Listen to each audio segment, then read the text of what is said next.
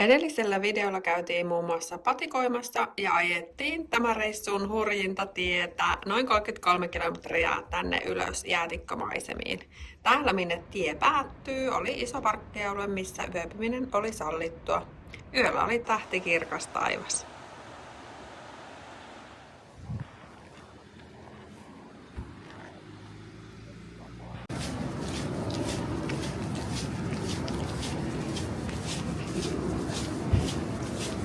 Hyvin nukuttu yö, ihan täydellinen paikka.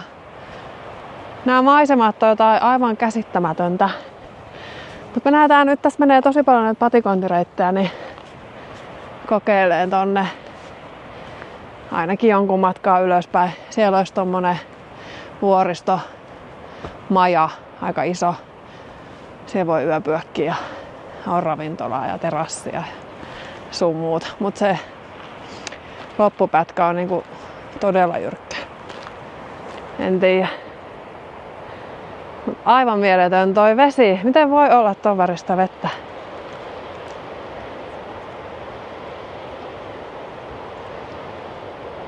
Tämänkin ympäri voisi ihan vaan kiertää. No, lähdetään sitten kävelemään.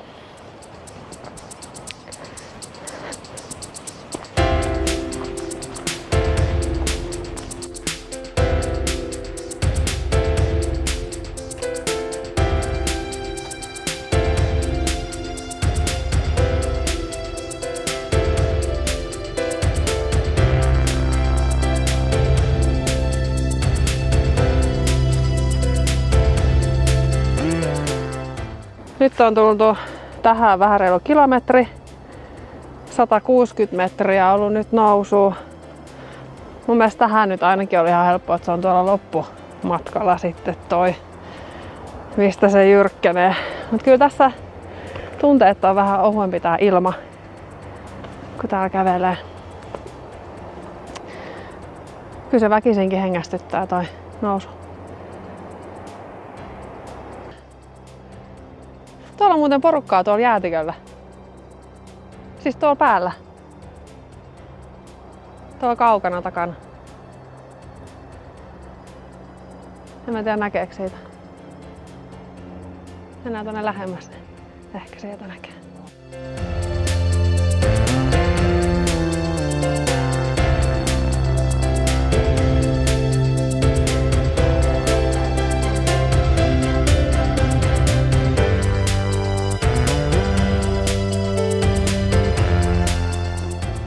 Tuolla kaukana näkyy tämä meidän kohde.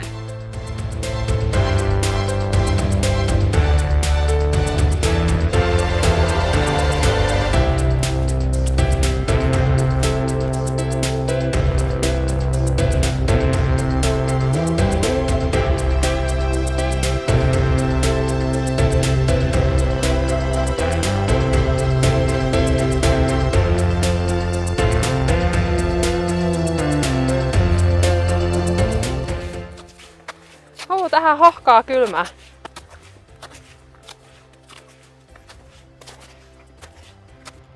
Tästä lähtee reitti ylös. Siellä menee porukka. No yhdet menee koiran kanssa.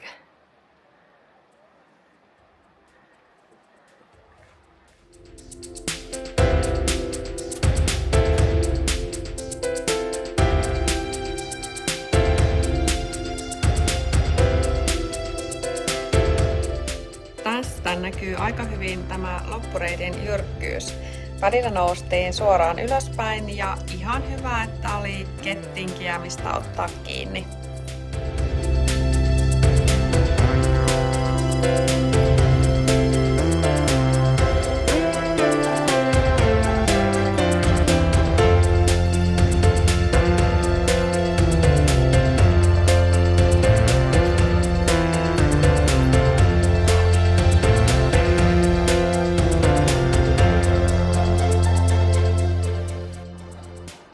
Tästä vielä jatkuu ylöspäin.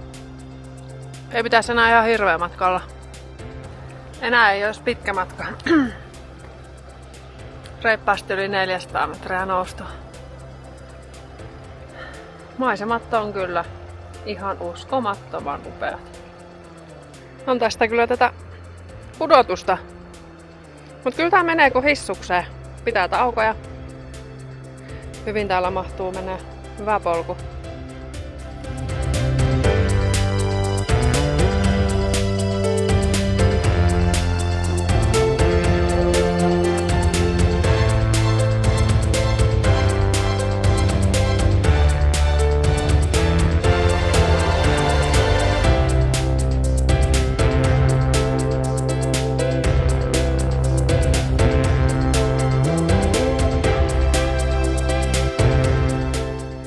Päästään perille.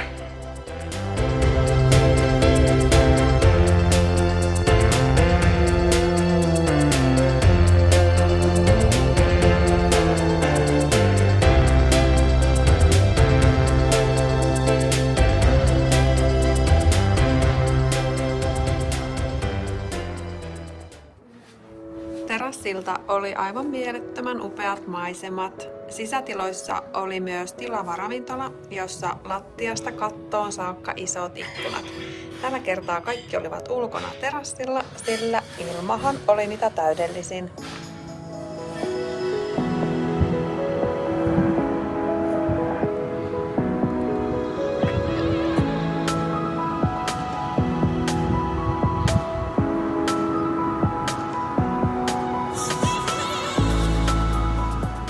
Istuttiin terassilla ja hetken päästä pelastushelikopteri saapuu. Meidän kanssa samassa pöydässä istuvat paikalliset kertoivat, että joku oli leikannut sormensa ja hänet tultiin hakemaan. Siinä ei montaa minuuttia mennyt, kun kopteri laskeutui kivikkoon ja jatkoi sitten matkaansa. Tainnut ennenkin käydä täällä.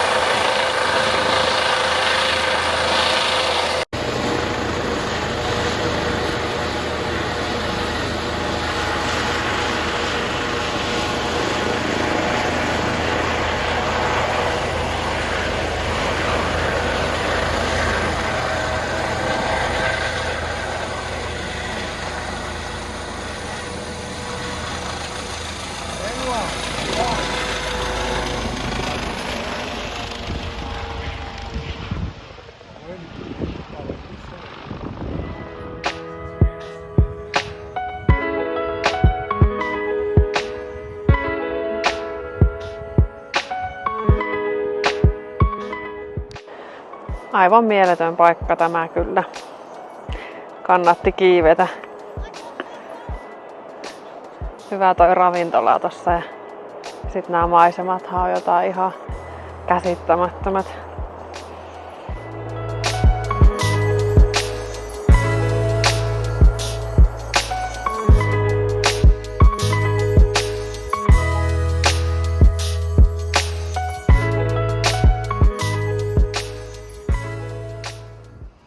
Täällä alhaalla lähellä parkkipaikkaa oli myös pieni terassi. Tällä alueella ei ole kortilla maksuvaihtoehtoja, eli jos jotain haluaa ostaa, pitää olla käteistä sekä täällä alhaalla että ylhäällä Vuoristomaja ravintolassa.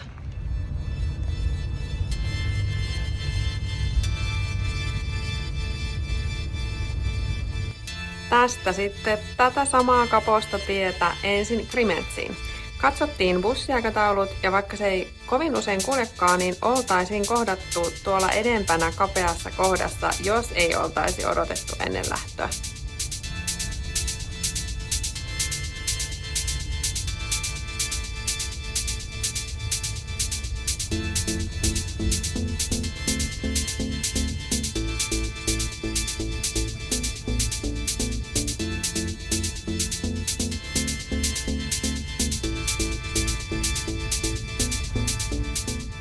Tuolla hetken päästä tulevassa tunnelissa meinasi tulla yksi henkilöauto vastaan, mutta onneksi se jäi odottamaan tunnelin toiseen päähän.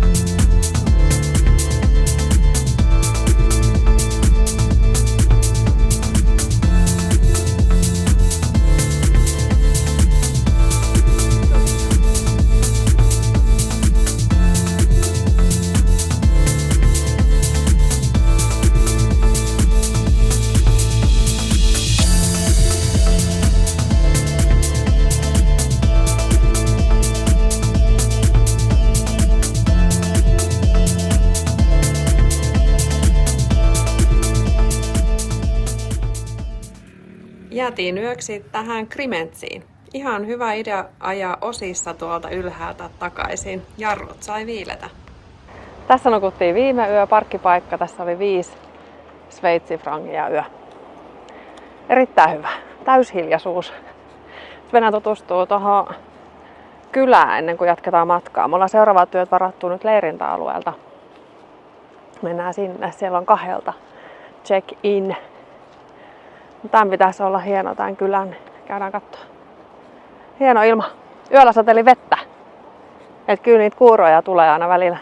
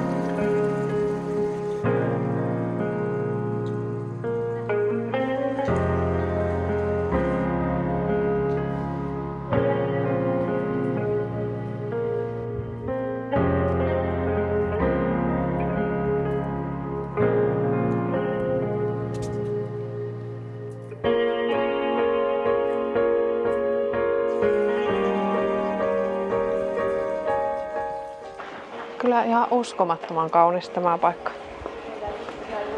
Täällä on joka paikasta näitä kukkia niin ihanasti laitettu. Ja sitten näitä kujia menee täällä.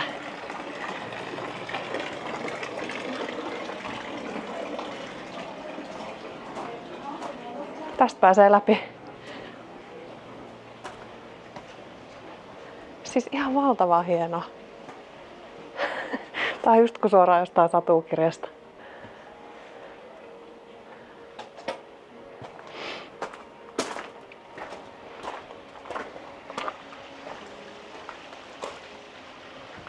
No, mennäänkö täältä?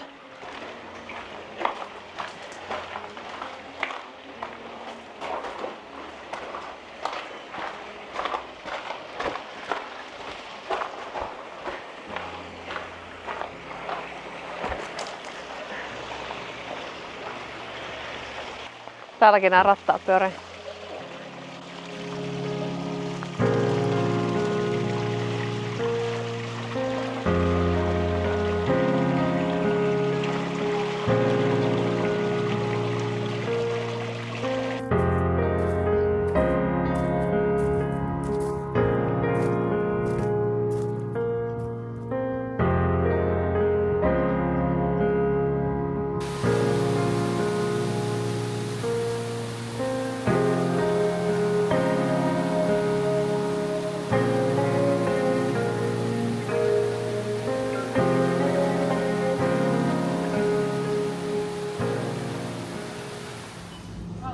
Sitten vähän kaupasta ruokatäydennystä. Tästä näkee näitä hintoja, niin ei nämä nyt ihan mahdottomia ole verrattuna Suomen hintoihin.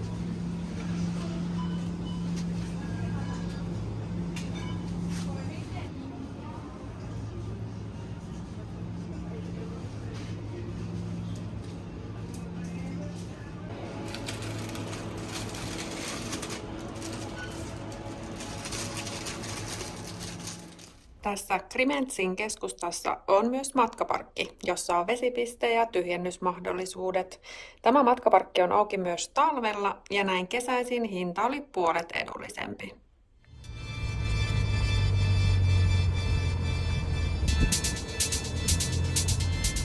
Tästä sitten tätä samaa tietä takaisin alas.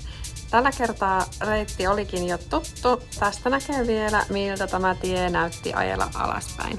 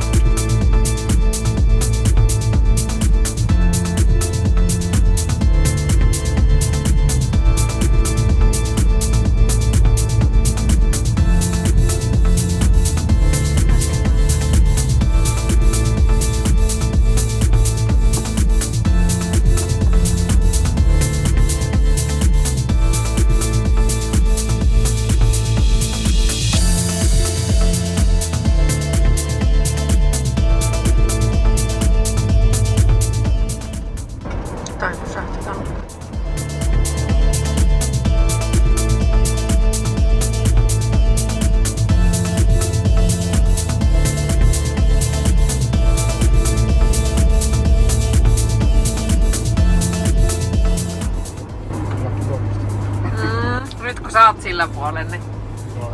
Käänny 2 kilometrin päästä vasemmalle tielle Ruhtanien.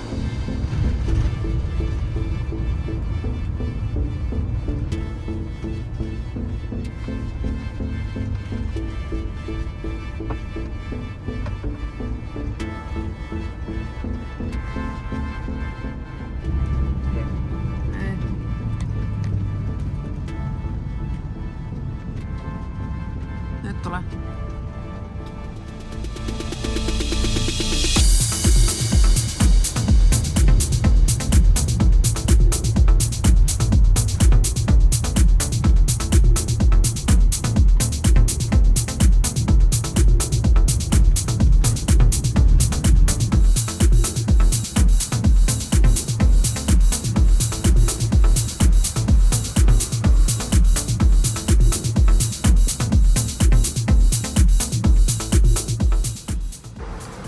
Ei tuu.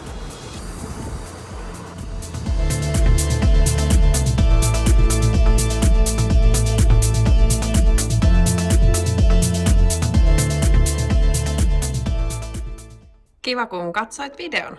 Seuraavassa jaksossa jatketaan edelleen täällä Sveitsissä ja ollaan 3 päivää Leukkerpadissa. Moikka!